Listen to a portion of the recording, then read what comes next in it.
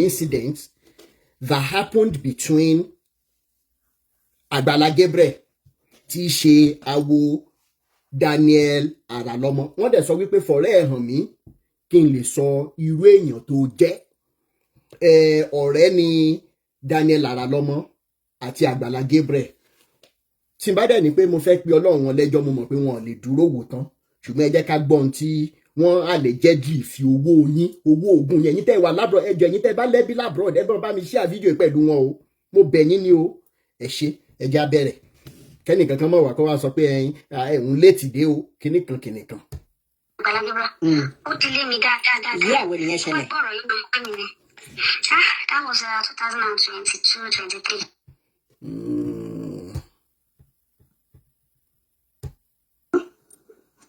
Hello, Samu Boyin. Mo ti ń gbọ́ yín báyìí. So, ó kọ́kọ́ dilé mi dáadáa, ìyẹn Agbala Gabriel. Ó dilé mi dáadáa. Ìyàwó nìyẹn ṣẹlẹ̀. Bọ̀rọ̀ yìí máa ń pè mí ni. That was 2022-23. Ó ṣe recent. Nígbà tó pé, no, recent ni, nígbà tó fẹ́ ṣe 30 years. Torí ẹ̀mí jìnnà ti bóyá 2023 ló máa jẹ́, 2023 ló máa jẹ́. Ìgbà yẹn ló fẹ́ ṣe 30 years, ó fẹ́ ṣe 30 years ni. So, mi ò ti dẹ̀ wá mọ̀ gbà yẹn. Tẹ́ bá rí, ó bá dilé mi. In fact, kò sí nǹkan tí ó fà mí ní 3 million kó máa kọ́ fún mi because my into real estate, mo ṣàlàyé ara mi fún. Ọ̀nì náà mo ṣe fọ́dún jùlọ. Kíni? Oṣù ọdún kan kò ń ṣe méjì. 3 million. Mo wá sọ ara mi fún. Ó lóun ti rí pé inú kan sí mo ní ní kíníkan kìíní, ó tún wá fi lọ́kùlọ̀ lọ mí. Ó wá ní ẹ̀rù máa fún mi 3 million. Gbogbo estate ẹ̀gbá yẹn ó tún ẹ̀fẹ̀ bẹ̀rẹ̀. Ó ní gbogbo blọọkù tó bá máa lò torí máa ṣe pé èmi ni òun máa gbé fún pé ara máa ṣe. Ó ṣáà promise mi level and extra. Ó wá ní tó bá ti dọ̀la mo máa fún mi 100,000 ní àtọ́ mo máa fi wọ̀ kán. Péyàn gbọ́rọ̀ pé fi gbà fi wọ̀ kán yìí, I swear to God ẹni ọmọ tí kọ́kọ́ gbọ́. Kí ni ìtumọ̀ fi wọ̀ kán yìí? So, àwọn ọmọ ọ̀tá ló máa ń sọ bẹ́ẹ̀ sá, mo ti padà gbọ́, bomi ìgbọ́rí ẹni ọmọ tí kọ́kọ́ gbọ́. Àwọn ọmọ ọ̀tá ló máa ń sọ bẹ́ẹ̀. So in short, tí máa ń sọ fún mi pé Ọlọ́run kò fi nílẹ̀ oníṣẹ́ àánú mi, ọdún mi sọ fún pé mo gbà náà. Ó sọ pé kẹ́nà tó jọ máa jáde, mo ń bọ̀ láńlọ sá. Àwọn ọmọ kan, mo ti forúkọ bọ̀ àwọn kan láti rí ọmọ yẹn, I don't want to talk about them. Tó ọmọ yẹn tó ṣì ń bá sùn pé méjì sọ pé táwọn yẹn sọ fún mi, táwọn kan fáìdì mi pé wọ́n rí mi bí big sister pé báyìí ni o, but ẹ̀wọ̀n jẹ́ kó jẹ́ secret o. In short, ìyẹn dúró mi. So, kí n má ṣàtọ̀yìn bẹ̀rẹ̀ ló ti bó ṣe sọ pé omi àtọ̀hún máa jáde nìyẹn láti dárọ̀ là máa fún mi 100,000 àfi máa wọ̀ kán. Wọ́n jọ lọ́rùn àlàyé mi ní 1 naira lọ́wọ́. Oúnjẹ bẹ̀ là ń jẹ because there was nothing. This is me tọ́lọ́run ti jẹ́ra mọ́tò mẹ́rin rí láì ṣe pé bóyá owó ọkùnrin àbúrò ẹnìkan lọ́wọ́ ẹnìkan kan was into real estate. I have my money tó pé gbogbo nǹkan kan turn upside down.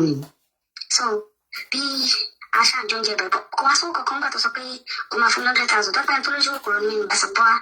Bó ṣe di mo ṣe sun wẹ́ẹ́ báyìí bọ́ba wọn bá ṣe fi hàn mí nìyẹn. Mi ì rí ojú ọkùnrin yẹn, voice rẹ̀ ni, but mi ì rí ojú ènìyàn. Obìnrin dúró ní apá ọ̀tún, obìnrin dúró lápá òsì ní ìṣàlẹ̀ gbàgbé aláyẹ̀nsà aláníyàn bí ó ṣe gbé okó ẹ̀sìta nìyẹn, full of maggots, live maggots. God is my witness, full of maggots.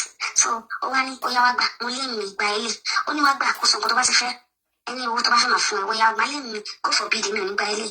Ó ní àwọn ilé máa gbà, ogun complain ni wọ́n náà wá gbà, mo ní God forbid mi lórúkọ Jésù mi nígbà.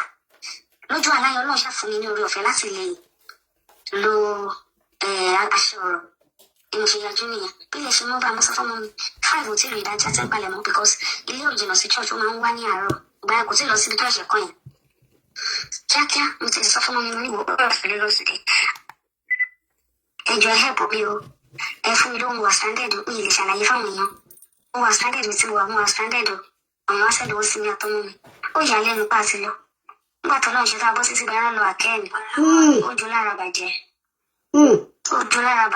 bọ́lá ṣe yọ mí nìyẹn ìyẹn bí yẹn ṣe tó ń pín ọ̀rọ̀ tí mo ti ṣe ń ti bẹ́ẹ̀ nìyẹn.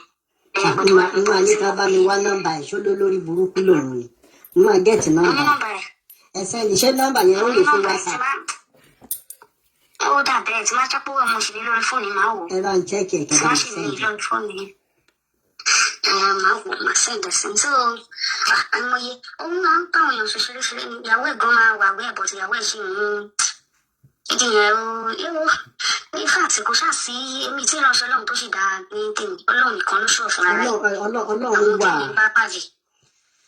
àwọn tí mo bá pàdé wà òkè I'm telling you àwọn tí mi bá pàdé mi tí because by their fruit we shall know them àwọn tí ò ní wà àgbèrè ti pọ̀ jù tó bá rólúwa wá ní wọ́n lo àwọn ọmọ yẹn ní kí pé bóyá torí pé wọ́n nífẹ̀ẹ́ kù sí ara wọ́n lo àwọn obìnrin yẹn ni wọ́n lò wọ́n ni. because ó máa ní nǹkan tí Gabriel ń gbà yẹn tẹ́ bá rí ó sọ fún mi ní ìkọ̀kọ̀ ó sọ fún mi ní bàbá ó ní òótọ́ lóòótọ́ ilé tí mo gbà yẹn kò dáa ilé yẹn ò dáa àwọn èèyàn ò rí ṣe dáadáa lé yẹn but it is well so àwa sọ á ní àǹtí kò pè mí láǹtí ẹgbẹ́ màtí ẹ bá wà o àǹtí olúwa ní kẹ́ relocate ó fẹ́ gbálé fún mi náà ó fẹ́ gbálé fún mi ní sáàjì ní Agbala Gabriel yẹn náà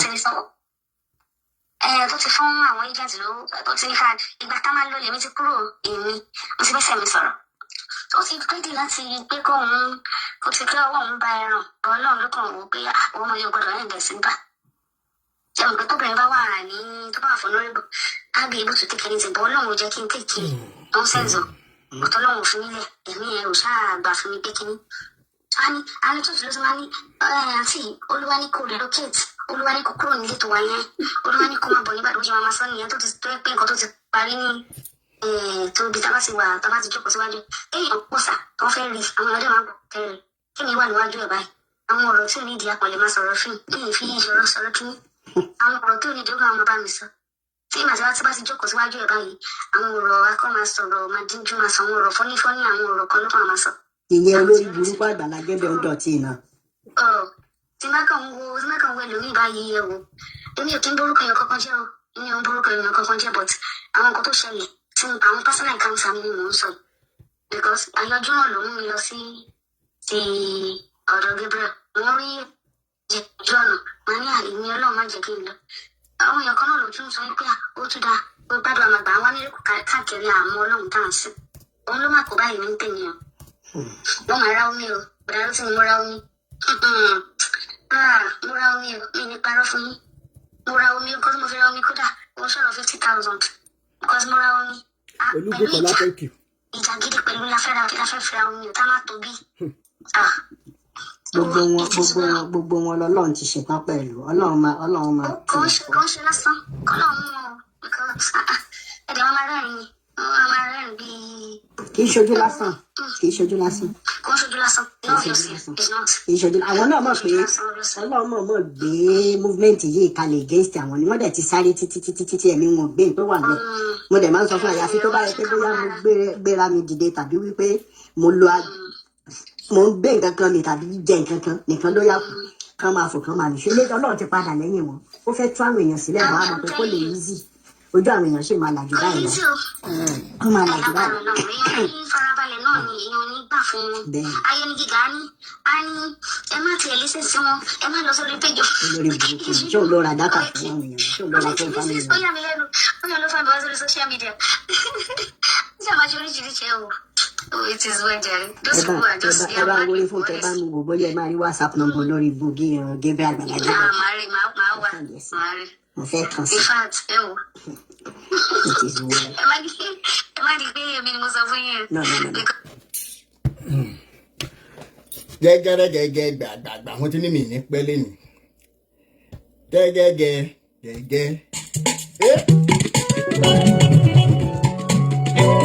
Rotimi Daniel's Foundation for Peace and Equity. Truth, love, and humanity over religion. Kudos to you, Rotimi. Rotimi Daniel's Foundation for Peace. ẹ sáré tẹ́mi ní yé kọrin fún yín ẹ máa bá ṣe yín lọ iṣẹ́ yín àti iṣẹ́ wa ń tẹ àwọn tó ń tẹ́ lọ́rùn tẹ́ wọn lọ́rùn. ẹ kúrò lẹ́sà gbogbo lé mo kí everybody. ọ̀rọ̀ yìí ó fọ́nì lóòótọ́ but kò tún fọ́nì tó ló bá àyàn nú jẹ́. ṣe rí Agbala Gabriel ó ní lọ́wọ́ dìsẹ́rù ọ̀rọ̀ ẹ̀ ó ti wà lórí tébù tipẹ́. àwọn èèyàn ti mí ni ẹ̀ pẹ̀lú ìgbà tó lóun gbé ọkùnrin kan ṣé mo pé báyìí láṣírí ẹ̀ tú làwọn èèyàn kan tún block ẹ̀ pé ó ń bá bọ̀bọ̀ ti ìyàwó bọ̀bọ̀ tó ṣe ìyàwó fún yẹn mi ìtọ́ ló ń bá sùn. obìnrin yóò lè parọ́ àṣírí gbogbo wọn máa tú láṣẹ Ìdùmarè ojú máa ti gbogbo wọn Elédùmarè máa wú ẹsẹ̀ gbogbo wọn lẹ̀ torí ṣe àwọn obìnrin ní ká bá wí ju ìwákùwà ẹ̀wọ̀n lẹ́yìn tó bá ń wá wákùwà á rírì kúrì ní ìmọ̀ tó ń wá kiri everywhere lọ́lọ́run wà. In fact COVID yẹn pàápàá ó tú àṣírí àwọn chọ́ọ̀chì àtìgbà yẹn lójú àwọn kan ti là ojú àwọn kan ò là so you can serve your God níbikíbi tó bá wà God is everywhere. ẹ má jẹ́ sọ̀rọ̀ jù. ẹ ṣé ìyá mi ní wá yín tì ẹ ṣé. àṣẹ bàbá mi ṣe ìdùnnàyà. ìyá Ayọ̀ ẹ jẹ́ bá wa gbóhùn sókè. ìyá Ayọ̀ ṣe wà ń bẹ̀. ìyá Ayọ̀ ẹ ní láti unmute o. ìyá Ayọ̀ ó dáa. sista Yétúndé ṣẹ́yìn wà ń bẹ̀. wọ́n máa ti lọ gbé mi sí kinní kẹ̀ báwo mo ṣe máa kúrò. ìyá Ayọ̀ Yétúndé ṣe wà ń bẹ̀. Success Dr. Fọlá. Okay, Success. ẹ pé tó kò ní bàjẹ́. àṣẹ Èdùmàrè bàbá mi. tí mo máa sọ ni pé mo ní ẹni tó bá ní kìlò tòrò òní kankan ní gbogbo bẹ́ẹ̀.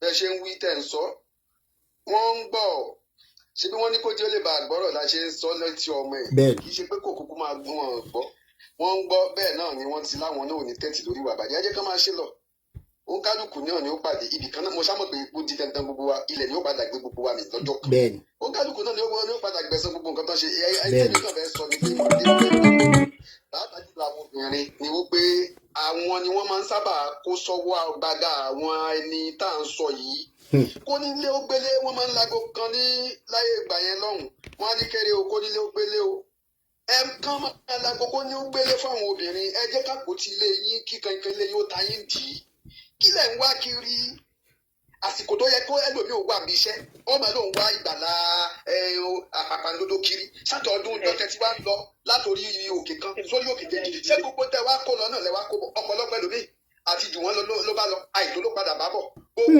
ẹlòmíì fi ọjọ́ àárọ̀ ọ̀sẹ̀ tó ṣe ó lọ dá wíìtì ó wá dàbí ẹni tí yín gbàdó sẹ́yìn bá tó lọ pọn nígbè yẹn lọ ṣe wàhálà tó dààmú kiri tó rìn bíi kìlómítà 20 tó lọ odò tó gbé kété lódò ó wá délé kàkà kó yẹ kó o da omi sínú kègbè tí òjò ó wá dà sínú ajáde àpẹẹrẹ gẹ́gẹ́ bẹ́ẹ̀ lẹ́lòmí gbogbo sẹ́lẹ̀ lómi fi ọjọ́ àárọ̀ àtọ̀sẹ̀ ṣe ó kàn lọ dà sí ẹ wo àwọn tó wà lókè òkun lẹ́rú ní làánú wọn ṣe. bẹ́ẹ̀ni. tí a bá ti rí àwọn pípù yìí àwọn ará bíi ìṣẹ́jú kan tẹnu wọ́n ti dùn wọ́n wọ́n ti mọ̀ pé wọ́n ti rò pé bẹ́ẹ̀ náà ni ẹ wà mú gbogbo ogún yìí gbogbo wàhálà tẹ fi gbogbo ọ̀hún ṣe gbogbo ìyà nínú òtútù nínú gbogbo ẹ̀ wá dà sí wọn lọ́wọ́ wíjì wọ́n á lù yín jìbìtì owó wọ́n á tún lù yín jìbìtì abẹ́ wọ́n á tún lù yín jìbìtì ara ẹ jọ kí wọ́n á ní wọ́n ń wá kiri ẹ wo elégbà ní òkùnkùn tó ń kálukú ní. ẹ ṣé bàbá mi thank you so much ẹ ṣé yes sir yes sir yeah. ọ̀rọ̀ ńlá lẹ gbọ́ yìí ìyá Ayọ̀ ṣe wà ń bẹ̀ ẹ bá wa on mute ṣé ìyá Ayọ̀ wà ń bẹ̀ sista Yétúndé ṣe wà ń bẹ̀ sista Yétúndé ó dà gbogbo ẹ̀yin tí ẹ bá wà lórí Instagram gbogbo ẹ̀yin tí ẹ bá wà lórí YouTube ẹ̀yin tí Facebook náà ń kọ́ tẹ́ bá fẹ́ bá wa dá sétò nọ́mbà WhatsApp tẹ́ pè sí grey app tẹ́ pè sí òun ni +234 80 9290 6250. Dr. Rọ́pò nọ́mbà tẹ́ lè send message sí mi sí lọ́wọ́lọ́wọ́ tí mo lè rí ní +234 80 9290 6250. ẹ ṣé Dr. Fọláṣẹwà bẹ́ẹ̀ àbí network kò jẹ́ Dr. Fọláṣadé Mr. Bam no Olúmeyọ̀ ẹ bá wa dá ṣètò pàápàá. mo kọ́kọ́ kí ni pé ẹ kú iṣẹ́ kò ní bàjẹ́ fún yín always ó wù mí kí n gbọ́ prógámù yín ṣùgbọ́n ẹ̀ kì í gbé mi wọlé this first time. ẹ má bínú. always mo gbẹ máa ń bí sí number 1 mo kàn fẹ́ sọ pápápá náà ni ìránṣẹ́ Ọlọ́run ni mí I'm a man of God ṣùgbọ́n ìránṣẹ́ Ọlọ́run tó wà ń ta lẹ́nìí kò lè jẹ́ kí a rí òtítọ́ ọ̀rọ̀ sọ jáde mọ́. tábà máa wò ó àwọn tó bá jẹ́ ìránṣẹ́ Ọlọ́run gidi ẹ lọ wo ìjọ wọn ò kì í pọ̀ wọ́n nítorí pé wọn ò léèyàn torí pé àti dókè ìṣòro ni. Ọlọ́run fi hàn kan wọ̀n mí nípa Àgbàlá Gabriel yìí mo sọ fún àwọn tèmi mo ní máa tẹ́ ń wò yìí lójú tiwa ẹrù pé ó ń ṣàánú ni ṣùgbọ́n Ọlọ́run mọ̀ wípé àpò ara ẹ̀ ló ń pe kú sí tó ń pẹja sí. mo ní kó tó pé 1 year mo lé àṣírí àtú mo sọ̀rọ̀ yẹn kò ju 3 months ní ti ọ̀rọ̀ mú ìdí jáde mo wá sọ ní ṣọ́ọ̀ṣì pé dáàdi ẹ ti sọ bẹ́ẹ̀ kí ni kò mo ní ẹ̀ tí ì rí nǹkan kan o. bẹ́ẹ̀ ni ọ̀pọ̀lọpọ̀ àwọn ìránṣẹ́ Ọlọ́run ìjọ tọ́lọ́run ti fi ti bàbá Iskaya wọ̀n mí orí òkè Ìkòyí ni mo wà tọ́lọ́run fi ràn yẹn wọ̀n mí àwọn tí mo dẹ̀ kú lọ́gbà mo sọ fún ọmọ ní lóòótọ́ bàbá yẹn Ọlọ́run pè é ṣùgbọ́n ó ti kúrò lójú ọ̀nà mélòó la fẹ́ sọ ṣùgbọ́n tí ènìyàn bá sọ pé òun jẹ́ ìránṣẹ́ Ọlọ́run lénìí àti sọ síta ìtìjú ni ṣùgbọ́n Ọlọ́run kó ràn wá lọ́wọ́ ẹ ṣé bàbá gbádùn yín wọ́n máa tì yín lẹ́yìn o. àṣẹ Èdùmàrè ẹ ṣé ọ̀rọ̀ lẹ ti gbọ́ lẹ́nu Olúmẹyọ̀ ìránṣẹ́ Ọlọ́run alààyè Adéjùwọ̀n ṣe wà ń bẹ̀ Adéjùwọ̀n ẹ bá wa on mute. ẹ kúrò lẹ́sà. ẹ lọ kúrò lẹ́ bàbá mi. àsìkò iṣẹ́ takuntakun náà. ẹ wò ó lágbára. ẹ wò nǹkan tẹ́mi rí bẹ́ẹ̀ ni pé ṣe rí àwọn obìnrin inú mi á dùn tá a bá ń gbọ́ gbogbo ètò yìí tá a bá sì ń rí gbogbo nǹkan tí ń lọ ṣùgbọ́n àwọn nǹkan máa tètè kárára jù àwọn náà máa ń wá mìíràkù kiri ẹni tí bá sì ń wá ìfà ó ń wá òfò a ló sọ fún ẹ pé tó bá wà ń kọ̀rọ̀ yàrá rẹ tó bá gbàdúrà sọ́dọ̀ Ọlọ́run ní gbàdúrà ẹ tó bá tẹ̀ wá fẹ́ dún yàrá ẹ gbórí òkè lọ́pọ̀ lọ gbàdúrà fún rẹ kó o bá tọkàntọkàn pé bóyá Ọlọ́run ní gbọ́ ṣùgbọ́n wọ́n máa ń wà so emotion nígbà ènìyàn Ọlọ́run sọ́dọ̀ òdedo wọ́n ní sọ́dọ̀ òdedo Ọlọ́run ti ń lo wèrè so ìwọ tó wá pé everything pé tó bá gbàdúrà sọ́dọ̀ rẹ sọ́dọ̀ ò ní gbọ́ àdúrà rẹ ni ẹlòmíì gan nínú wọn ẹlòmíì nínú àwọn obìnrin yẹn gan respect fún àwọn ìránṣẹ́ Ọlọ́run sókò ìránṣẹ́ Ọlọ́run tó yẹ gbọ́dọ̀ ti padà lẹ́yìn wọn ojú èyí tí ń fún ọkọ rẹ nínú ilé lọ. bẹ́ẹ̀ni. gbogbo àwọn nǹkan tí ń ṣẹlẹ̀ báyìí ó ti yẹ káwọn náà ó ti yẹ ká gbọ́n ẹ káwọn obìnrin gbọ́n gidi ẹ gbẹdùn mí ẹ sọ pé ẹni yé lọ chọọchì ó ló máa ga tó rí tí ò fi lọ chọọchì. bẹ́ẹ̀ni.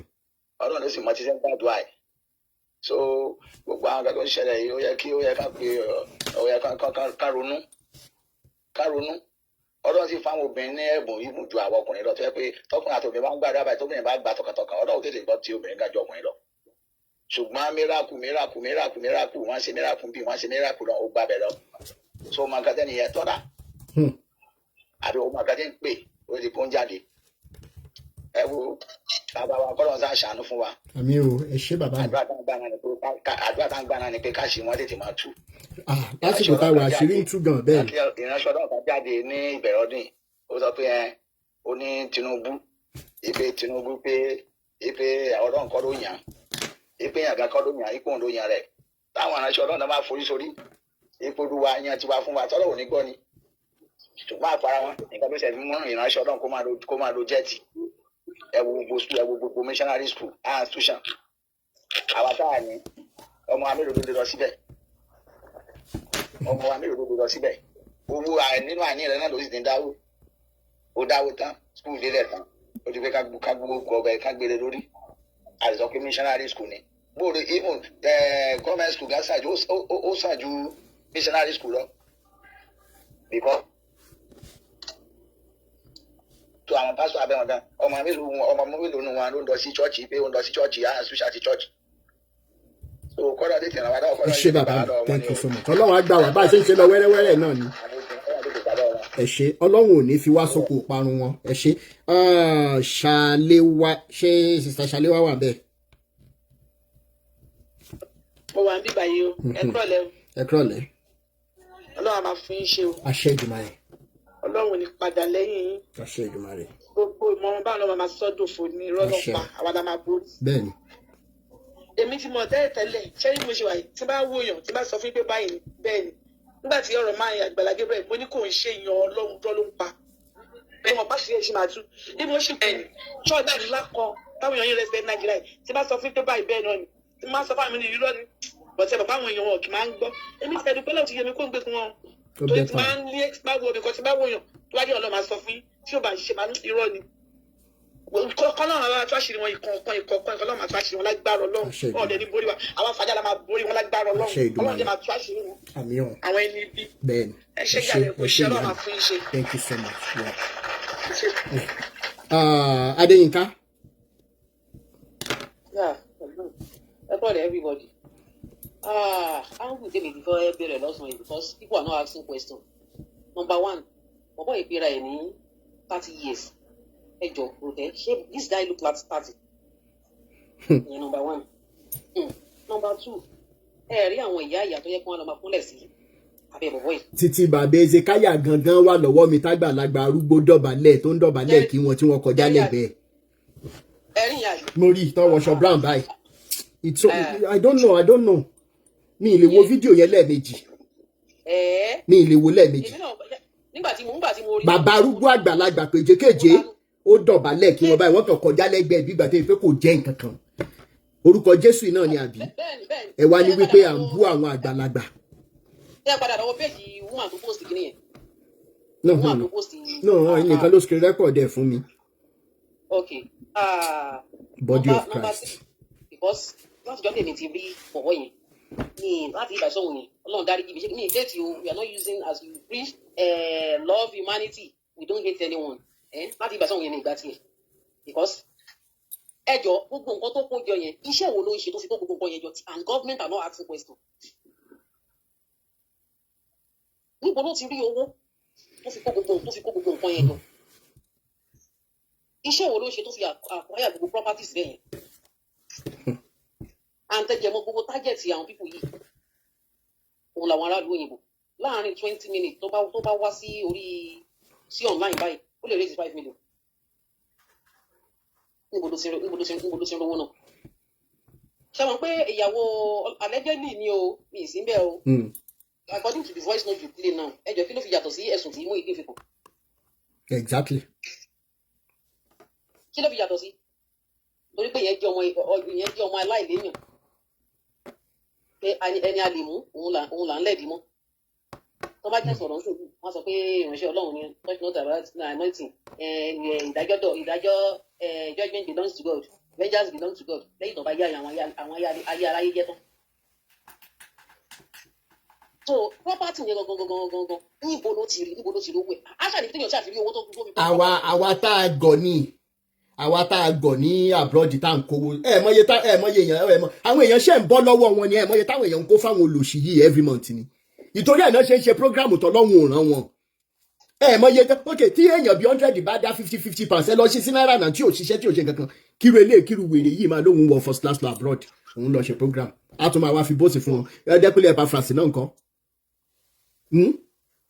Ẹ̀yin tẹ́ wá wà Nàìjíríà ẹ̀yin tẹ́ wà lábúrọ̀dì tí mò ń sọ fún wípé ẹ fẹ́ padà sílé ẹ dẹ̀ ẹ̀ ń pàwọ́ àwọn tó ń jẹ́ kí ilé bàjẹ́ ẹ rí pé tiyín ti bàjẹ́ ẹ lè nísìmí náà ṣe bíbẹ̀ lẹ́ni tó wá sẹ́ndì mẹ́sẹ̀jì sí nísìmí bóyá wọn gan ti bú mi rí pé kí ló dé tẹ́ni yìí ń sọ̀rọ̀ sáwọn pastors yìí bá ilẹ̀ gbogbo tó fọjú àárọ̀ wọn ṣe tán ralẹ̀ pé táwọn bá dẹ̀ lówó káwọn máa kọ lọ redeem ti gbà báyìí redeem ti gbà ń bẹ̀ yẹn àfikọ́ lọ́n fún wa ṣe bóyá bẹ̀ wọ́n ni bámọ̀ pẹ̀tù sí wọn bámọ̀ fún wọn lépo mu ni nígbà tẹ́ bá ní adúrú 150 something acres of land tẹ́yìn wá ra 2 plots tẹ́ ẹ̀dẹ̀ tún gbà lọ́wọ́ ẹ̀ ẹni pé tó lẹ́yìn lẹ́ra má pé kí àwọn onílẹ̀ lọ fún wọn nílẹ̀ ń bò mí.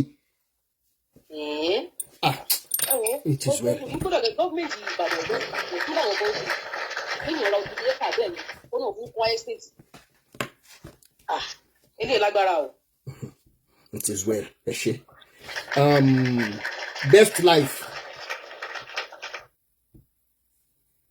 Best life. Ẹni láti unmute o. Deborah. Ẹ kúrò lẹ́ gbogbo ilé o. Ta ló ń sọ̀rọ̀? Mo ti unmute, ṣé ń gbọ́ mi? Ok, a ti ń gbọ́. Best life ló ń sọ̀rọ̀, best life. A ti ń gbọ́. Ẹ kúrò lẹ́ gbogbo ilé o. Ẹ mọ̀ kúrò lẹ́. Àgbàlá Gabriel Ati ìyá Àgbàlá Daniel ìdènàkù. Ọ̀rọ̀ rẹ̀ jọ mí lójú torí gbàdé èmi gbogbo time tí mo wà ní area ọ̀nàdọ̀ wọn lọ́hùn yẹn ni mo ti ń gbọ́ fìrìfìrì ìrìn àjò ẹ̀. Sọ̀rọ̀ ẹ̀ jọ mí lójú àwọn tó lọ ń kó sábẹ́ ẹ̀ ni wọn ò ní rónù. Bí Akíndé sọ pé orí wọn ò pé generally àtẹni tó wà educated àti educated illiterate àti illiterate fúnra wọn gbogbo wọn ṣàkóra wọn lọ síbẹ̀. Ibi tó lóun kọ́ káàpù sí tẹ́lẹ̀ àbí ṣọ́ọ̀ṣì tẹ́lẹ̀ lóun kọ́ síbẹ̀ láti títì Ẹgbẹ́dá ẹ máa wọ 1,500 ọ̀kadà débẹ̀ nísìnyí Ọlọ́run ló mọ bó tún ṣe gba ilẹ̀ padà sí express ńbẹ̀ tó tún fi kọ́ gbogbo ibi tó kọ́ gbàràgbàrà sílẹ̀ sí bó ṣe ń gba ilẹ̀ yẹn gan kò yé mi ọmọ onílù lásánlàsán ní kíní burúkú yẹn ọmọ onílù ni bí generation ẹ̀ bá ṣèrànṣẹ́ Ọlọ́run rí ṣé dandan ni kóun náà ṣèrànṣẹ́ Ọlọ́run ni gbogbo àwọn ọmọ tó bá sùn lẹ́yìn ṣọ́ọ̀ṣì allegedly tó ń sọ ń gbà yẹn kó tó di kóun náà dìrànṣẹ́ Ọlọ́run rọ̀ yẹn gbogbo ẹ̀ ṣáà lọ́mọ àwọn tó mọ history ẹ̀ wà ní ẹgbẹ́ dáńbẹ̀ yẹn náà. ẹ mọ iye tí woman yìí ló kọ́kọ́ ó ní pé kó ń kọ́kọ́. wọ́n á sọ̀rọ̀ sí ìránṣẹ́ Ọlọ́run. mo rò kó rí ìránṣẹ́ kò ní dá fún wọn jẹ́ pé àbí kò ní yẹ wọn ni kò ní dá fún wọn ni allegedly ó fẹ́ kó 3 million fún yàn láti gba pátán díẹ̀ 3 million àwọn èèyàn dẹ̀ ń jìyà nínú ìjọ yẹn mo wá sọ fáwọn pastors pé tí wàá pé bóyá olórí burúkú ni àwọn tó wà lábẹ́ yín gan ṣeré níta ẹnìkan máa wá pray fún ó wà lọ́wọ́ yín ẹ̀ fún wọn ẹ wá nìkan máa pray ẹ̀yin dẹ̀ ń gba títọwọ́ wọn aláìní torí bíbélì yín sọ wípé ẹni tí ò yanwó ẹni tí ò ní láti gbà fẹ́ni tó ní ẹ̀yin olùṣòro ẹ̀dẹ̀ jókòó sírú bíbélì bẹ́ẹ̀. ṣé ẹ pé ibi pẹlẹbẹ ló ti mọ ọ̀lẹ̀ ńgbà yẹn tó máa lóun fẹ́ kọ́lé fáwọn èèyàn. bẹ́ẹ̀ni ọgbọ́n tó gbà wọlé nìyẹn ọgbọ́n tó gbà wọlé nìyẹn bẹ́ẹ̀ni. nígbà tó fi bẹ̀ wọlé tán ló ṣẹ̀ lọ́ pìkì someone else nígbà tó lọ mú ìdí ìlàbẹ́ kínní ní ìwòrò òdù bẹ́ẹ̀ yẹn ó ti mọ̀ pé nǹkan tá yí ọmọ yẹn máa padà dà ní ẹ̀ngbà tó gbowó fún tán ó wá ní o fẹ́ ralẹ̀ fún olọ́ ralẹ̀ fún nítorí olọ́ rà fún ní ibi tó mọ̀ pé wọ́n ló gbẹ́sẹ̀ lé o kọ́ mansion síbẹ̀ tó o insist ó wá bẹ̀ sí ní báyàwó ọmọ yẹn sùn ó wá lẹ̀ wá ní ó ya wèrè báwo snapchat tó ti kúrò bẹ́ẹ̀ sọ́ọ́rì body of Christ ilé táwọn èèyàn máa ń wà jágajàga báyìí. 3 million ló kọ́kọ́ fẹ́ fi tẹ̀mí tútù. lórí TikTok tó ń sọ pé èpè tó máa ń ṣẹ́ ní life Rotimi Daniel èpè tí Rotimi Daniel ń ṣẹ́ òun lòkan ló ń bí òun nú òun máa ń lọ síbẹ̀ wọ́n ní ìlò.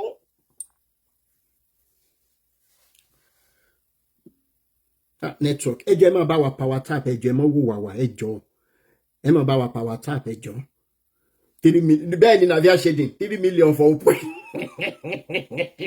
best of life ẹ send request again network yẹn ti sá lọ Tóyìn ṣẹwà bẹ́ẹ̀ Tóyìn Caxton Ìdòwú ẹ ní láti unmute o ẹ jẹ́ máa bá wa power tap wọ́n tún ti ń flag okay Fúnkẹ́ Olúyadí ṣẹwà ń bẹ Fúnkẹ́. wà ń bẹ̀ o. a ti ń gbọ́ yín. ẹ kọ́ ọ̀lẹ́ sà. ẹ mọ̀ kúrò lẹ́ ìyá mi.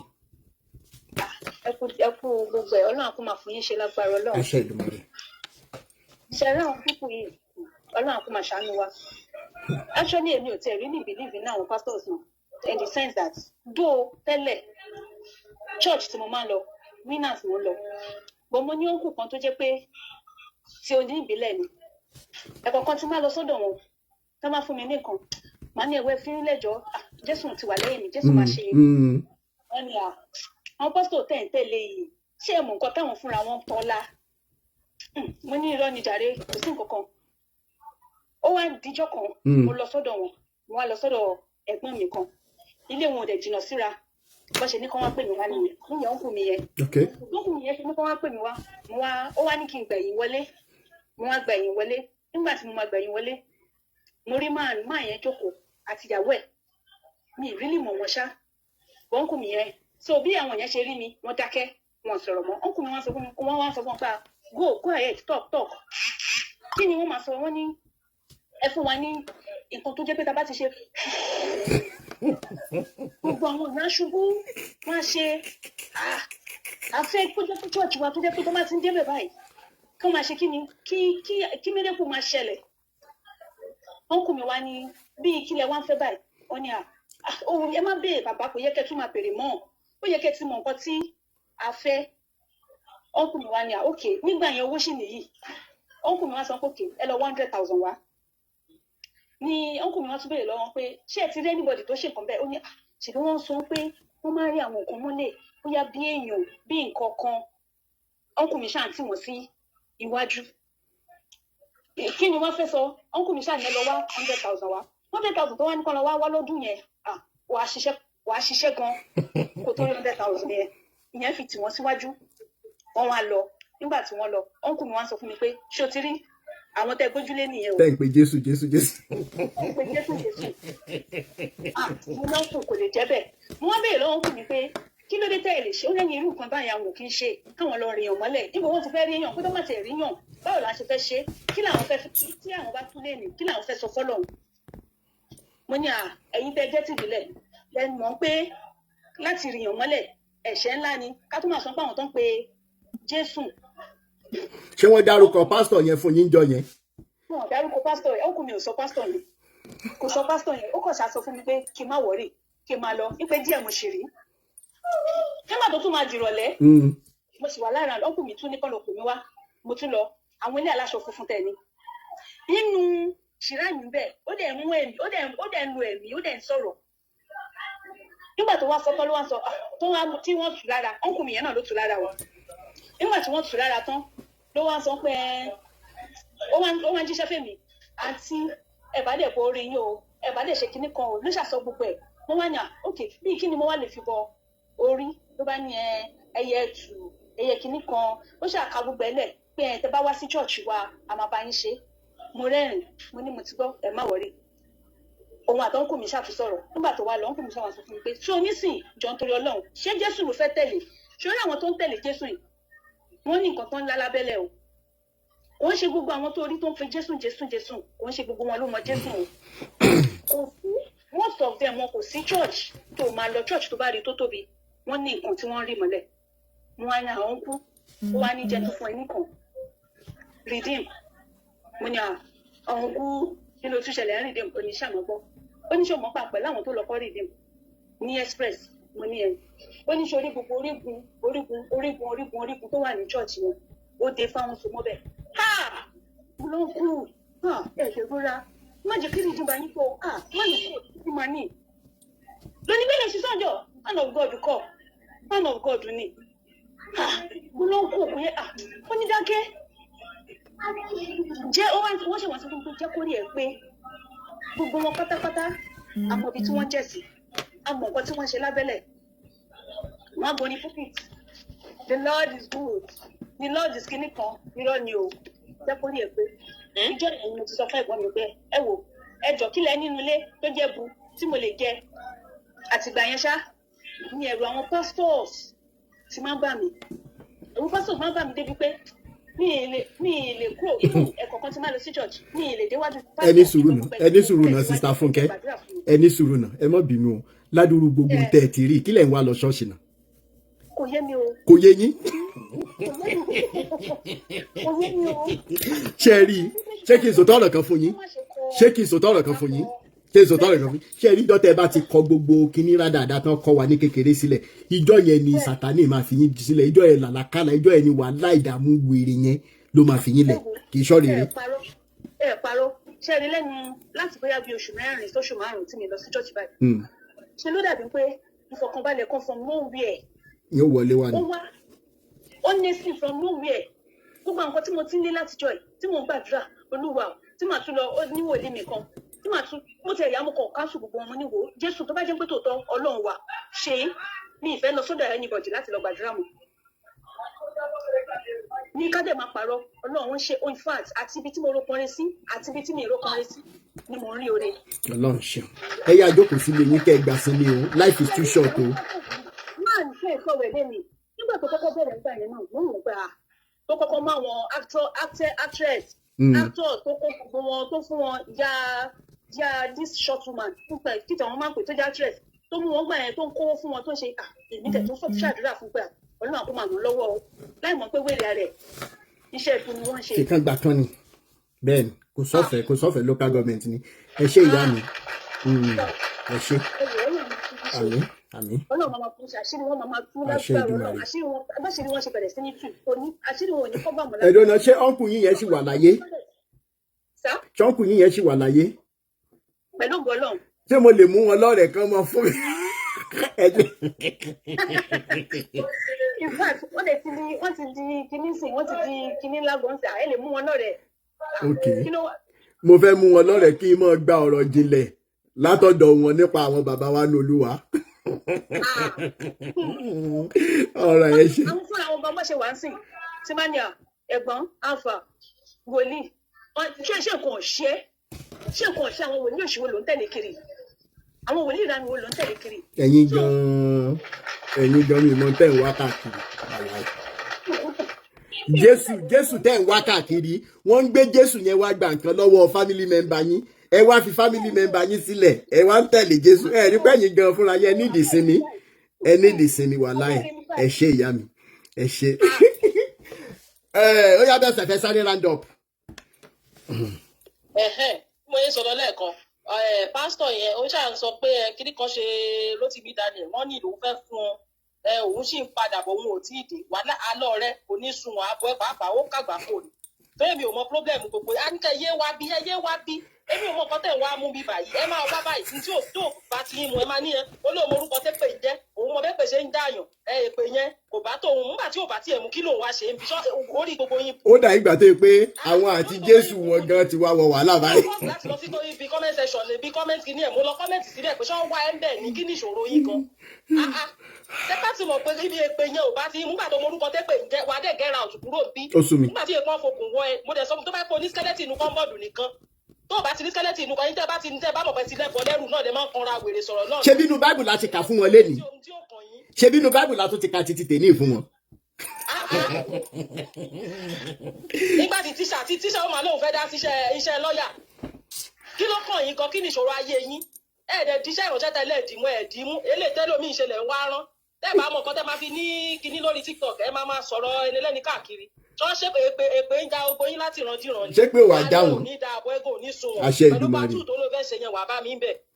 àwọn aṣèrè ládàradà. ọ̀dẹ̀ ní àwọn obìnrin ni kọ́ bá wí àwọn obìnrin gan ni kọ́ bá wí lóòótọ́ torí dádì ìsọnù àwọn dádì ọ̀ràn dádì òfò náà máa kúnlẹ̀ fún káàkiri àdúgbò bàbá kan náà wà ní Ṣàgámù bẹ́ẹ̀ mo orí òkè má sunkún mọ́ lọ́nà bíi local government wọn ọmọ ìyá àgbàlagbà tí wọn tẹ́yìn ti tọ́ lẹ́nu wọn tí wọn funfun wà lọ. Miss Money, thank you. orí wọn orí kúnlẹ̀ lọ ti bàbá sọ̀rọ̀. bẹ́ẹ̀ni. tọ́ọ̀ bá kúnlẹ̀ ẹsẹ̀ wọn méjèèjì bàbá ò ní dá wọn lóhùn kò ní bá wọn sọ ẹni. ẹ lè imagine. àti ibi tó bá ti ń bọ́dẹ̀ báyìí lọ ti máa rá bàbá tó bá ti lè rí bàbá yẹn lọ́ọ̀kan torí kò ní dá wọn lóhùn á lórí ìgbà tó bá forúkún wọn méjèèjì kúnlẹ̀. àwọn aṣièrè tó ti lé olórí burúkú jáde ni wọn. kí ló dé sẹ́yìn lọ́lọ́run ni tẹ́ bá jọ́ lọ́run kan ọlọ́run mọ̀ bí tẹ́ máa ti bá nǹkan jẹ́ dé Olódùmarè ni ó mú gbogbo yín pẹ̀lú iṣẹ́ ọwọ́ yín. àṣẹ Ìdùmarè ẹ ṣé ìyá mi ẹ ṣé Mídé ẹ ṣé Mídé bàbá mi.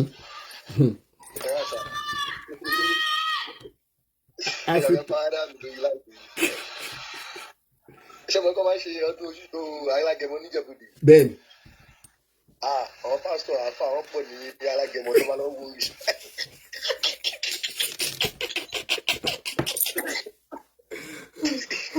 aláṣièrè ní gbogbo àwọn pípù àṣièrè gidi wọ́n ya wèrè gan. ṣé during the day náà máa ń wà àbálẹ́ ṣálẹ̀ náà máa ń wà àbí during the day. ọ̀sán. ẹ mọ̀ bá wa ya fọ́tò wọn kẹ́ ẹ mọ̀ sẹ́ndì ẹ̀ sí wa sẹ́ ẹ mọ̀ bá wa ya fọ́tò ẹja mọ̀ gbé wọn sáyé kó tún jẹ́ proof pé torúkọ Jésù wọn bá ń ṣiṣẹ́ kí náà wá gẹmọ fún. àwọn wèrè ló dẹ̀ máa sọ fọ́mọ̀ jọ wípé thou shall not be unequally yoked with all believers.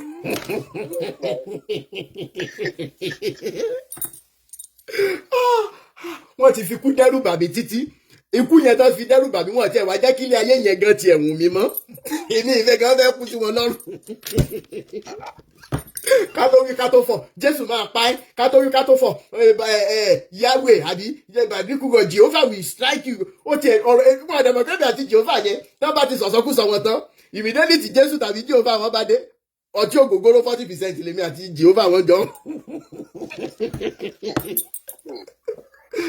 àjọ ń ṣe yẹ̀yẹ́ wọn bí báyìí pé ewu kọ́ lòun rán wọn ṣẹ́ o iṣẹ́ ara wọn náà ń jẹ́ o.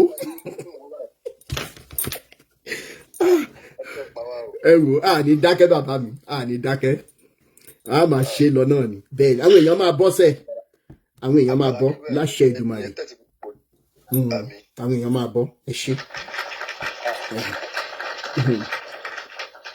Afri paint ṣe wà bẹ́ẹ̀ Afri paint Jésù tẹ fi ń dẹ́rù bà mí lójoojúmọ́ èmi àti ẹjọ́ ń bu nǹkan láńbì báyìí ni tó fi yín ṣe yẹ̀yẹ́ tó fi yín ṣẹ̀sìn Afri paint ó yẹ ẹni láti unmute o àbáwọn monday stop yín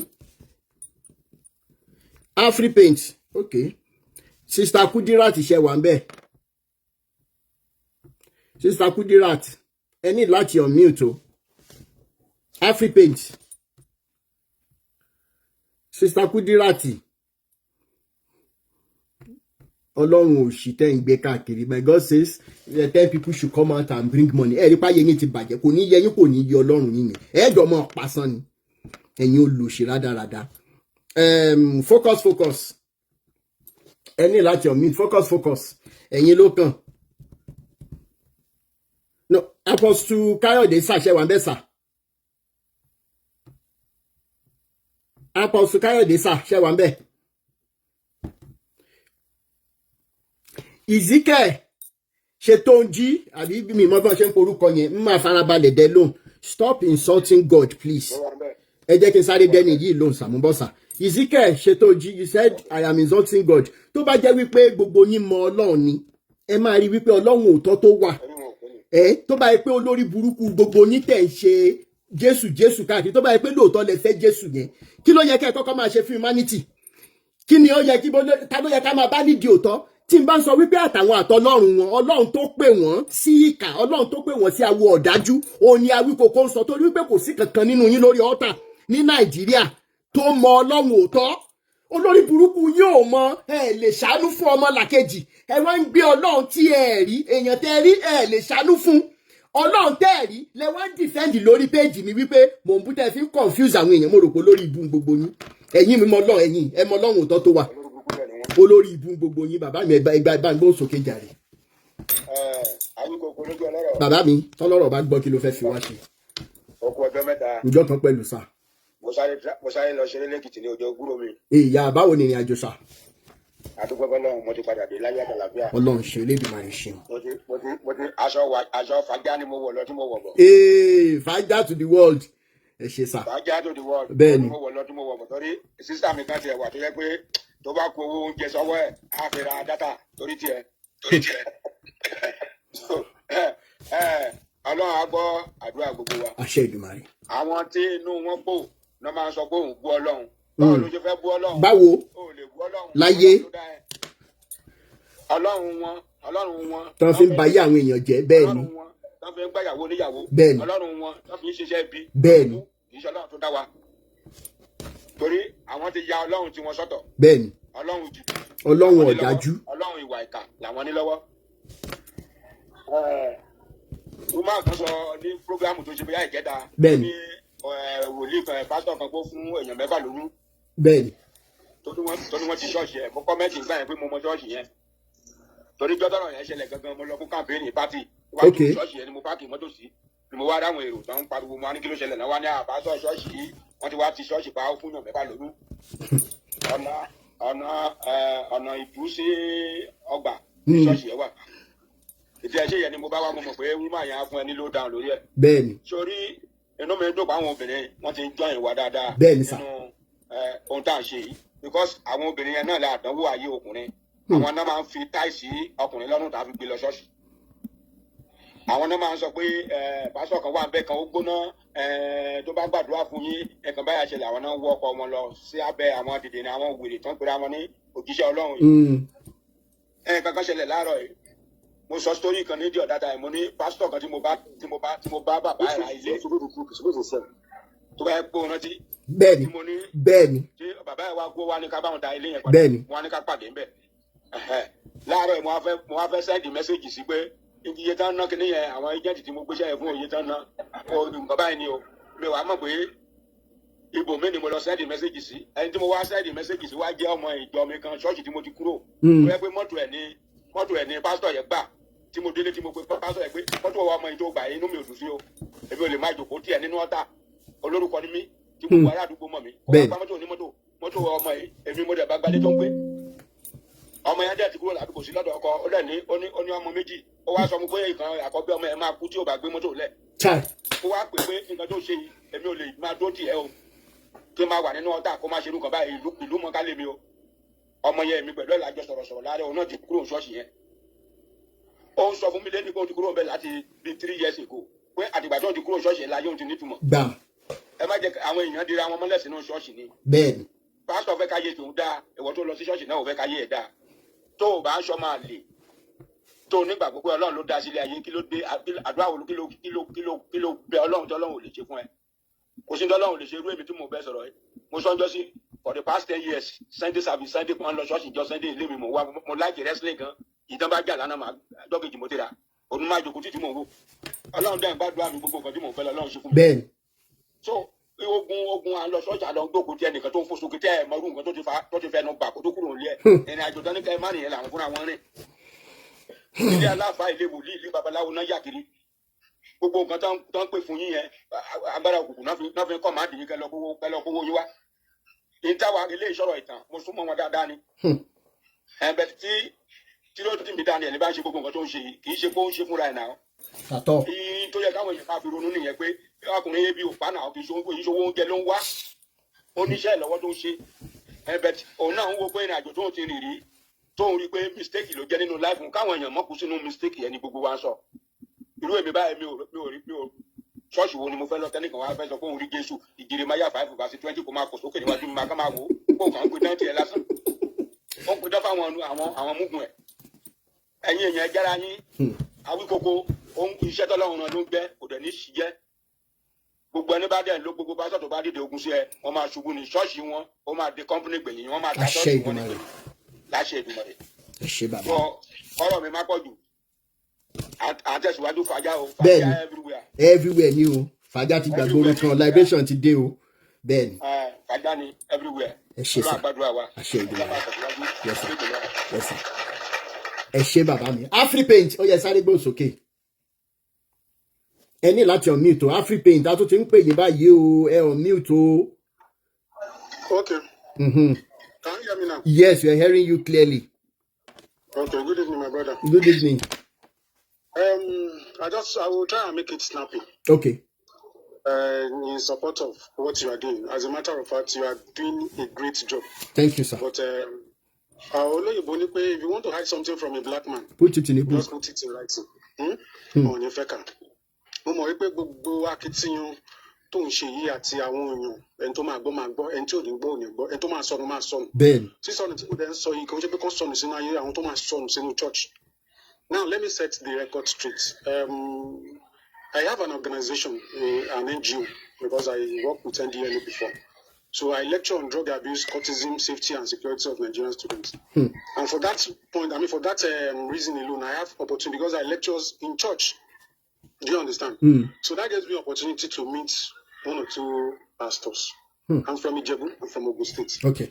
Now, let me give you one. I'll give you two. Ó ní ọ̀rẹ́ mi kan tó jẹ́ close friend mi. Okay, bàbá ẹ̀ ọmọ Ìjẹ̀bú Òde ni wọ́n pè bẹ́ẹ̀ ní Múdímọ́sàn. Okay. Àwọn ilé tí mo sọ yìí tí máa sọ pé ó yẹ kó ti yẹ kò sí agbára náà kò sí nǹkan téèyàn yẹn ń wá láyé.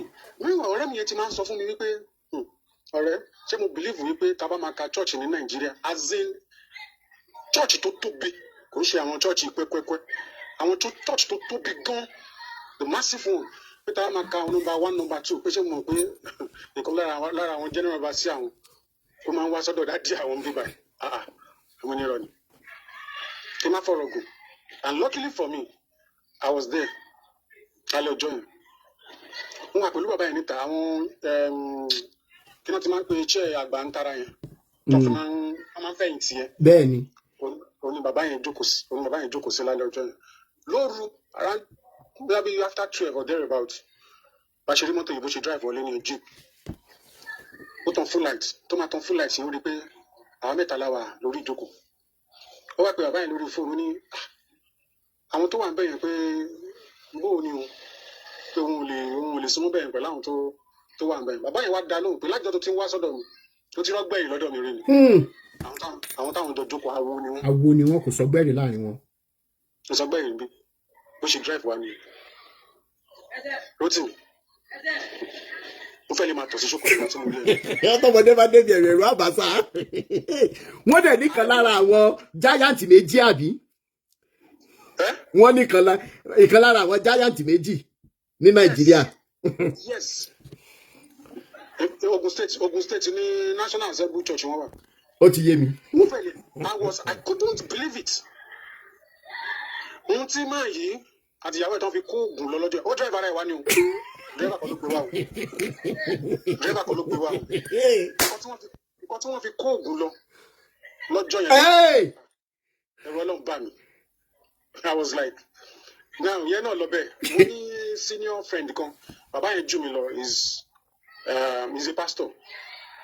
In fact, to redeem church, no. We been inside the Akoti Ajuwin. And we are very close. Baba is retired Lati Guinness. Baba is retired, so he's now a pastor. But that's why I saw for me, we engineer. Church in a business. Much would do because I know he's a senior pastor. Much only came out with you, only confirm the ones of me. Remember to tell you borrow redeem from me. You know, redeem, you're not the one. That's all redeem for me. I was like, really? So, anything that good, only business in Bangladesh, so you should be better. Let's buy it. Ẹni orí yọ ojúlé ní sáà. Kò sí bá ṣe fẹ́ sọ àwọn tó máa gbọ́. Àwọn tí wọ́n dẹ̀ ní gbọ́ yìí gan àwọn ìyàwó wa ni àwọn obìnrin ni. Bẹ́ẹ̀ ni sà. Àwọn obìnrin ni. In fact, kọ́lọ̀ ń kó ràn wá lọ́wọ́. You are doing a great job. Ẹ ṣé bàbá mi. Continue to strengthen you. No evil will before you. Àṣẹ Èdùmàrè. Àṣẹ Èdùmàrè. Okoto. Wọ́n bá gbé sílẹ̀ fún àwọn ọlọ́mọ àjẹsán. Àṣẹ Èdùmàrè. Ẹ ṣé bàbá mi. Ẹ ṣé. Àmì ẹ̀mẹ́ta. Àṣẹ Èdùmàrè. Àtẹ̀yìn náà. Ìjà ńlá la ó fẹ́ níjà ẹ̀yin ọmọ akọrin. Ìdọ̀gbọ̀n ńlá la ó fẹ́ nífà. Oṣó ilé ẹ múra ogun. Pásítọ̀ wèrè ẹ múra ìjà. Elédùmarè ló lórí ogun. Àwa ó ń bẹ lẹ́yìn àwa. Ẹni bá fọwọ́ padà wòótọ́ abógun lọ. Ẹ ń fi móòlù ẹ̀ kóògùn káàkiri ẹ̀yin olórí ibu. Ẹ máa wá sọ pé Jésù ló bless yín. Kì í ṣe ọ̀rẹ́ yìí. Mo ń bọ̀. Ṣé sista Nọ̀físà ti wà bí báyìí? Wọ́n ti lọ. Dọ́là. Brother or sister Dọ́là ṣe wà bí? Dọ́là. Bàbá mi. Hello. Mr. Isike ṣì ní sùúrù o. Brother Dọ́là ń sọ̀rọ̀ lọ́wọ́. À ń gbọ́ yín sà. Ẹ̀rù bá ń pa mí ni. Kálọ́tìmì gbogbo tó ń ṣẹlẹ̀ wọ̀nyí. Ètò kan dùn mí ni pé gbogbo àwọn babaláwo wa yìí náà, àwọn oníṣẹ̀ṣe yìí, bí wọ́n ń ṣe nǹkan fáwọn pásọ̀ wọ̀nyí ká ni wọ́n. Bẹ́ẹ̀ni, àwọn gangan ní foundational problem wa báyìí. Ọ̀pọ̀ problem ká ní. Bẹ́ẹ̀ni. Àwọn ni wọ́n á ṣe pàtó máa bú wọn church, àbá bú wọn lórí screen tó wọn ò ṣe yẹn. Ẹgbẹ́ ìṣe nǹkan fún wọn. Tí wọ́n bá tiẹ̀ wá ń bú babaláwo nìkan ṣe mọ̀ pé ìbàdẹ́ta. Èṣù láàlú ògiri òkò lílé oríta ẹlẹ́kùn sunkún láàróyè ìṣẹ̀jẹ̀. Wọ́n tún jẹ́ kí wọ́n bú èṣù nínú ṣọ́ọ̀ṣì. Àìdọ́gbọ̀n lò kò yẹ kó máa ń bèèrè kíkọ́ yẹn lọ bẹ́ẹ̀. Tí wọ́n yà àtàwà nílùú òyìnbó, àwa ni Facebook lè ayé àwọn pásítọ̀ àwọn apá. Wọ́n kò kìíní wá. Ọlọ́run àjẹkọ̀ọ́ àbàdẹ́gbọ̀n network. Tó wá rí ti Agbala Gabriel Ati tẹ́ sọ. Bẹ́ẹ̀ni. Wàá rí pé lálẹ́ yìí sìn, ó ní kí lórúkọ ẹ̀, ó ní lọ́kẹ́ tó máa jáde fún un. Tó máa dìnnà ìbùdó ẹ̀sọ̀ lálẹ́ yìí. Amẹ́ríkà bẹ̀rẹ̀. Ìfẹ́ Agbala Gabriel, ó gbọ́dọ̀ ẹ̀jẹ̀ ló promote ẹ̀. Ìyálájé ló promote Agbala Gabriel. Really? Yes. Ìyálájé ló promote Agbala Gabriel. Tani Ìyálájé courtroom? Yes. Àsìkò ti tó tán máa padà lẹ́yìn ẹ̀ báyìí. Òun ló promote ẹ̀ lórí káwọn èèyàn ó mọ̀. Because Agbala Gabriel, ọmọ àjọ àwọn olówó àlejò tó fẹ́ pàtàkì àwọn èèyàn. 19 ni náà. Ní kìíní rádaràdà yìí. Àjọ olówó àlejò tó fẹ́ àwọn èèyàn. Èwùlé díẹ̀ wá ti di pé àwọn pásọ̀ wọ̀nyí wọ́n á máa lọ kọ́lọ́ olóòtú àgbàràdé dàbídìgbò wọ́n á máa lọ sanwó láti lọ ṣe advert. Wọ́n ń gbọ́ wọ́n tó fún wọn pé wọ́n tún di program yìí. That's advert. They collect a lot of money lọ́wọ́ wọn. For 1 hour, wọ́n lò ní program wọn lò yẹn. Ó kí lọ́mà lọ́wọ́ wọn náà. Owó tó wọ́n yẹn tó bá ṣe kó lè gbogbo wọn. Lọ́lọ́ aṣáánu wa nìyẹn o. Àmín. Àti Mùsùlùmí àti Christianity. Wàhálà tá a kóra wá sí nìyẹn. Because ní ìmọ̀ tá a bá káàkiri. Humanity là á fi lórí ayé bàtà kékeré. Bẹ́ẹ̀ ni sà. Kò sí kankan. Pásítọ̀ ń gbélé wa gbà yẹn, a máa jóúnjẹ rẹ̀. Wàá bùkún bàbá ọmọ mi wá jóúnjẹ wa. Mo máa ń sọ ìyàwó pásítọ̀ ni wa. Ìfẹ́ yẹn wà, àwọn wọn dé ìdájẹ́ ìyá rẹ̀, àjẹ́lẹ̀ ìgbẹ́ rẹ̀, ó sọ dájẹ́ ìgbàgbọ́ wa lùkù wá sífẹ́ máa sọ̀fẹ́ nínú Nàìjíríà kọ̀ọ̀dá. Kò sífẹ́ mọ́. Ọlọ́run aṣàánú wa, Ọlọ́run ní wọ́n máa sọ̀rọ̀ yín sìnṣà. All right sir. Ẹ ṣe mi ò ní wá yín tì ẹ ṣe. Gbogbo wa náà lájọ máa ṣe kì í ṣe jẹ nìkan. Dimao ẹ jẹ́ sáré gbé yín sókè. Mo kí gbogbo lé o, Captain ẹ kú iṣẹ́. The reason why I came up is because of someone that is talking that you shouldn't insult God. Ẹ kàn wá fún mi níbi 3 minutes. Let me put me. Ẹni yẹn náà wá lókè bíbá. Okay. If you are talking of God, Ọlọ́run yàtọ̀, Ọlọ́run kan náà kan ní gbogbo wa ń sìn. he said is one God. It is not one God. And let me give you this illustration. If a lion, if you are describing a lion, you will say lion roar. It has a big head. It has muscle. It has. And when you go to US, it's the same description they are going to give lion. If you go to Ghana, it's the same description they are going to give lion. If you go to anywhere all over the world, it's the same description they are going to give lion.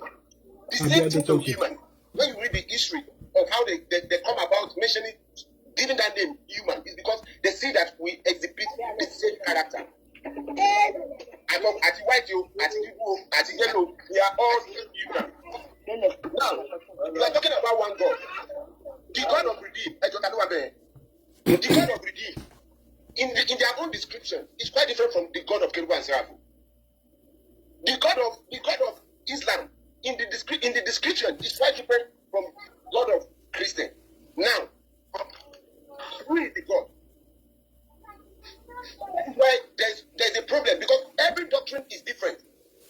But you see, we are worshiping one God with different doctrine, with different description. So don't come and tell us who God is in this place. We know God, the Almighty, which is the Almighty. I do say it. I don't believe in God. I know God, because when I believe in God, I'll doubt Him. The God, the Christian God are serving, the Muslim God are serving, they are different gods entirely. Even the denominations, they are different gods because they have different prescription. So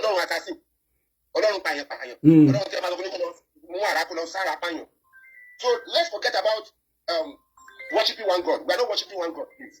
I think this is my own illustration. And then you bring a job or with you, because you are the victim all the time.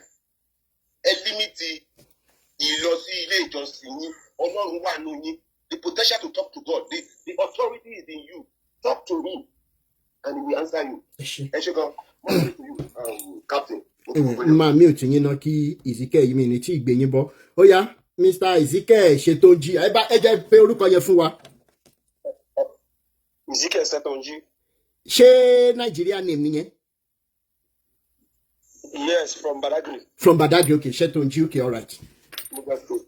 Okay. Sir. Yes, sir. I always followed you and hear more about your enlightenment. In my own suggestion is enlightenment. You know, what you really say is very true. Many pastors today, that is the reason why I told my members from last month that they should stop calling me as an evangelist or a pastor. Just an evangelist is okay. Because many people that they have packed a lot of people to their food. The more you are doing this, the more they are gaining people. Because they have the way that they will wash their brain. What I'm just saying is that bẹ́ẹ̀ ṣe ń sọ pé Ọlọ́run wọn yẹn ẹ mọ̀ pé Ọlọ́run tá à ń sọ kò sẹ́ni tó rí èmi tí mo sọ ẹ̀gbọ́n mi rí bọ́n mo kàn nígbàgbọ́ nù ẹ pé Ọlọ́run wà ní. ṣẹ́gbọ́n mi sà. À ń gbọ́. Ọlọ́run kan ní gbogbo wá ń sìn èyí tí ẹni ẹ ń sọ yẹn kò Ọlọ́run ò yàtọ̀ ẹ bá pè ní Lẹ́dùmarè ẹ bá pè lóṣùgbò ẹ bá pè ní aláwọ̀ pa kò sí kọ́tẹ́ pé tọ́nà tó dáhùn ta ló rí rí. Bọ̀ àwọn èèyàn tí wọ́n jẹ́ ìránṣẹ́ Ọlọ́run tó bẹ ṣe ń sọ bàbá tó sọ lẹ́kọ̀ọ́ báyìí ó lọ́ba yẹn pé tó jẹ́ ìránṣẹ́ Ọlọ́run tó tún lọ ń ṣe oògùn nílé babaláwo kí ni àpẹẹrẹ tó fẹ́ ní nítorí àṣírí yẹn ò lè bò kò sí bó ṣe fẹ́ ṣe. Ọ̀pọ̀lọpọ̀ lẹ́nu ìsìn wọ́n ti gbàgbọ́ pé táwọn ò bá ṣe sáyẹ́nsì àwọn òde òsì mọ́ nígbà yà Babalọ́lá àwọn mọ́sọ̀gbọ́n aládé nígbà yà bàbá Ọ̀ṣọ́fà nígbà yà sáyẹ́nsì àwọn òde àti kọjá nítorí pé ẹ̀ṣẹ̀ ìgbà yẹn kò pọ̀ tó ti sìn. Ẹ dúró ná bàbá mi ẹ dúró Mr. Ezekiel ẹ dúró. ẹjọ sà ẹjọ Awikoko mo fọlọ́run bẹ̀rẹ̀ jẹ́ kán sọ̀rọ̀ sà. Mo kọ́kọ́ fẹ́ sáré béèrè nǹkan kan kí wọ́n lè sọ papọ̀ ní sà. Bẹ́ẹ̀ ni mo fẹ́ sáré béèrè nǹkan kan kí wọ́n lè sọ gbogbo ẹ̀ papọ̀ ká wá béèrè. Mr. Ezekiel, apart from àwọn nǹkan tí wọ́n kọ sílẹ̀ nípa àwọn tẹ́ ẹ dárúkọ yìí, ǹjẹ́ because ṣe mọ̀ wípé tí wọ́n bá sọ wípé láyọ̀ nǹkan kú síbì kan tàbí bóyá nǹkan kan ṣẹlẹ̀ níbì kan nílẹ̀ Yorùbá a máa ń rí wípé lóòótọ́ ni nǹkan báyìí ṣẹlẹ̀. Ok, irú àwọn mírèkù tí wọ́n dọkumẹ́ntì pé àwọn bàbá yìí ṣe ẹ jẹ́ fún yín lẹ́yọ kan. Ní orí péjì CAC wọ́n ní bàbá Ọ̀bádàrẹ wọ́n ń preach lọ́wọ́ ńjọ́ kan. Bàbá wa yán Ògún báyìí. Ògún yẹn wá ta bá afọ́jú. Wípé afọ́jú yẹn immediately ló lajú tó ń fò sókè kó ń ríran. Ẹni tó Ògún bọ́lá rẹ̀ ó kú bí afọ́jú ni. Ǹjẹ́ ẹ lè fún wa ní apart from documentation àti gbogbo story àtẹnubẹ́nu, ǹjẹ́ àwọn ẹ̀rí kọ̀ọ̀kan wà tẹ́ lè fi múlẹ̀ pé àwọn bàbá yìí tẹ́ dárúkọ yìí àwọn iṣẹ́ ìyanu tán náà ṣe yẹn kí wọ́n ṣe lòótọ́? Kẹ́ complete ọ̀rọ̀ yín káwọn èèyàn béèrè question lọ́wọ́ yín. èmi á fi ti bàbá tèmi máa fi ṣàdékọ́kọ́ fún yín. That was 1973. ṣé wọ́n ti bí ẹ̀yìn gbà yẹn. wọ́n gbé wọn wá ìtàn. No. That is it. Àfi lè kó inú ẹ̀sìn yẹn. A bá ẹ̀sìn yẹn lọ́rùn wọn ni. Ṣé gbọ́ mi sí sà? À ń gbọ́. Wọ́n ní nígbà tí iṣẹ́ yẹn wọ́n lọ ṣiṣẹ́ fún wọn, ẹyẹ àjẹ́ ó nà wọ́n láti inú igbó tó lọ ṣiṣẹ́. Wòlíì dẹ̀ fún wọn ní ọjọ́ wípé ẹ máa gbọ́ mi nà. À ń gbọ́. Èmi ò ní parọ́ fún yín o. Èmi ò ní torí pé mo ń wá èrò kí n sọ pé Ọlọ́run tí wọ́n sìn Ọlọ́run yẹn ò dáa. No. The God that you believe is different. Ẹ sọ nǹkan tó ṣẹlẹ̀ fún wa ń jọ yẹn. Ẹ sọ tó ṣẹlẹ̀. Yes. Kí ló wá ṣẹlẹ̀ nígbà tẹ́yẹ ń ná wọn? Wọ́n fún wọn ní mẹ́sẹ̀gì ni pé tó máa lọ sí ìlú fún 3 months wípé àwọn tí wọ́n wà ń di iṣẹ́ wọn yẹn wípé ogun wọn máa rí wọn. And unfortunately 3 people was died before I came to the village. Until now the man was still alive. My daddy can testify to this. So when on this TikTok, I will invite him to join this thing. Baba, I can tell you boldly and tell you when is it not in 1981 in Badagry. And the man, anytime so the man was still alive. Ni Sinyabi, when she was alive. Yes, now. Yes, my daddy. Okay, ẹ já ṣe báyìí. Àwọn èèyàn fẹ́ béèrè question kankan lọ́wọ́ yín. Grandpa, ẹ fẹ́ béèrè question kan. Grandpa, ẹ omit kẹ́ béèrè question yín. Ẹ ṣé sà. Mo kí gbogbo wa o. Ẹ kú iṣẹ́ Ọlọ́run. Kó tó kàn mí láti sọ̀rọ̀ sà. Ẹni evangelist nìyí sà, àbí? Ìyẹn bọ̀dá Ezekiel. Bẹ́ẹ̀ni. Àbí wòlíì. Bẹ́ẹ̀ni. Ẹ̀dẹ̀ ń darí. Evangelist ni mi ṣe wòlíì. Kí lẹ wí? Bẹ́ẹ̀ni. Ok. Ṣé ẹ̀ ń darí ìjọ sà? Evangelist ni mi ṣe wòlíì ní ìgbà tó bá ti ń kọ́ ta jẹ́. Bẹ́ẹ̀ni. Ṣé ẹ̀ ń darí ìjọ sà? Bẹ́ẹ̀ni. Ok. Ṣé nínú ìjọ yín ẹ máa ń gba ọrẹ, ẹ máa ń gba ẹ jẹ́ ká fi owó gbá nǹkan lẹ̀. Ṣé táwọn èèyàn bá wá present yín ní owó ṣe máa ń gbà? No, but I don't even ask. I don't ask. Yeah, no, I don't do that. Because when we say jìbìtì mo jìbìtì mo kà kún kéèyàn fi agbára gbọ́wọ́ lọ́wọ́ èèyàn. Okay. Simple question ni grandpa béèrè. Wọ́n ní pé ṣé tí wọ́n bá mú wá ṣe máa ń gbà á. Ẹni sọ̀rọ̀ sà. Ṣé àwọn kì í béèrè lọ́wọ́ wọn ṣùgbọ́n tó bá mú wá ṣe máa ń gbà á? Tó bá mú wá I've never seen mi ò ní sọ̀la bọ́ mi ò tí ì rí lẹ́ni. No, ṣé ẹ ti gbà á rí sà? Ẹ má ti ju Jésù náà. Ṣé ti gbà á? I won't dare lie to you now. Why would I lie? Gbà mí gbọ́ pé Jésù wà wá. Ìgbà wo lẹ ti ń bẹ̀rẹ̀ iṣẹ́ ìrìnjú yìí sà? A ti lé lọ́dún kan. Láti 2018 ti náà. 2018. Láti 2018. Wọ́n á ti mú ọrẹ pé ẹ ṣe ẹ gbàdúrà orí bẹ́ẹ̀. Wọ́n ti mú wá. Ṣé ẹ sà ṣé ẹ gbà mí sà? Kò sí ẹnìkan tó pé o, ẹni tó pé o. Bàbá ẹjọ́ sà simple question náà sì ń béèrè lọ́wọ́ Ezekiel. In 10 minutes time, there is possibility that I don't have time. Tẹ́ bá lè jẹ́ sọ̀rọ̀ díẹ̀ or kẹ́ fún mi ní time yẹn after that 10 minutes tí n bá padà wá kí n wá sọ̀rọ̀. Nítorí ẹ̀yin gangan kọ́ ni mo wá fẹ́ yàn ní ayọ̀. Ṣùgbọ́n gbogbo ẹ̀yin tẹ̀ ń pera yín ní òjíṣẹ́ tẹ̀ ń ṣiṣẹ́ Ọlọ́run tẹ̀ ní nílé Ọlọ́run. Sáà tẹ́ bá gbọ́ ọ̀rọ̀ mi lónìí, mo fẹ́ sọ fún yín, mo dẹ̀ ń sọ fún yín ní òní wípé Ọlọ́run kọ́ lẹ̀ ń sìn sà. Tẹ́ bá bí mi máa rí wí o with due respect. Mo fẹ́ sọ fún yín, kí lẹ wí? Ẹ sọ̀rọ̀ mo ń gbọ́.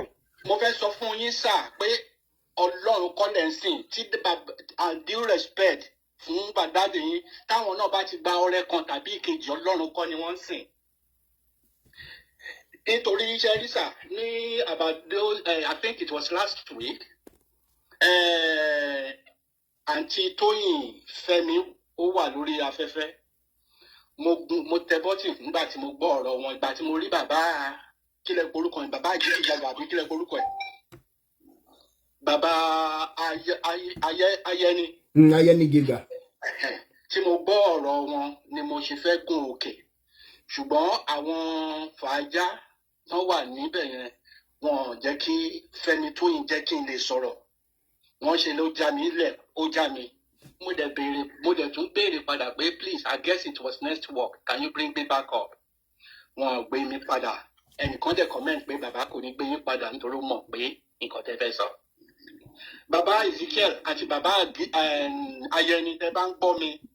Mo ti try kí n lè wà lórí program yìí tẹ́ bá ń sọ̀rọ̀ ṣùgbọ́n ẹ fún mi láyè. Awikoko, please forgive me that I bring this subject up. Right? I will just mo kàn fẹ́ yànnà àwọn nǹkan tẹ́ ẹ sọ. Tí èmi fi máa fọwọ́ sọ̀yà wípé àtẹ̀yìn o àti bàbá Adébóyè àti Olúwalọ́ gbogbo ẹ̀ bẹ́ẹ̀ lọ onírọ́ àti onírọ́ nìyí. Àti abaniláyé jẹ́ alọ́nilọ́wọ́ gbà. Ìkà nìyí sà. Ẹ jẹ́ kí n wá sọ fún yín pé ẹ mẹ́ni tó ń sọ̀rọ̀ o ṣùgbọ́n tẹ́ bá fẹ́ mẹ́ni tó ń sọ̀rọ̀ màá sọ fún yín pé ẹ lọ sí Makoko mi ò mọ̀ bóyá wọ́n sì lè rántí nísìnyí pé 1976 ṣé 77 ní first start 1976 pé kán lọ síbẹ̀ pé ọmọkùnrin kékeré tó tí ẹ̀mí lò ní Sunday school right nǹkan tí mo fẹ́ fàyọ níbẹ̀ ni wípé mo ti bá yín mo ti mọ ọ̀nà mo ti rí ìrírí tí ẹnikẹ́ni tí bàbá bá ń ṣe tí bàbá Ọ̀ṣọ́fà nígbà tó gba iṣẹ́ tó bá jẹ́ lóòótọ́ ni Ọlọ́run pè é mo lè sọ fún yín wípé ọrẹ tó bá òun ló pa nítorí pé kí ni ìwọ aládùúrà ó yẹ kó mọ̀ wípé èpè ló ń ṣe fáwọn kèfèrí ní gbogbo ìgbà tó bá ti gbé microphone sẹ́nu ní gbogbo ìgbà tó bá ti gbé bible lẹ̀ ní gbogbo ìgbà tó bá ti bọ́ sórí àga ìwàásù right ìwọ tó dẹ̀ ń ṣẹ́ èpè mo fẹ́ fi just this simple association please listen carefully ìwọ tí Tinubu tó ń pariwo tó ń dún ramúramù ní mẹ́sàn-án mẹ́wàá fún right kí ni o máa ṣe nígbà tó bá ń pariwo pé òun máa ṣe ẹrẹ́ṣẹ̀ òun máa pa ẹnu òun máa tẹ̀ mọ́lẹ̀ òun máa ṣe bá òun máa ṣàwó. In a common sense you will find a way pé bàbá ẹ̀ ń lẹ́ẹ̀ máa ṣe báyìí kí ni mo ṣe ẹ̀ mú ọrẹ wá pé ẹgbà ẹjọ́ ìyẹn ni ẹ̀ ń pè lábẹ̀tẹ́lẹ̀ tí bàbá Tinubu bá wá máa nà mí ní 10 á dínkù sí 5 nítorí ọrẹ tó gbà èṣù lèmi o èmi ni mo mọ́rẹ wá o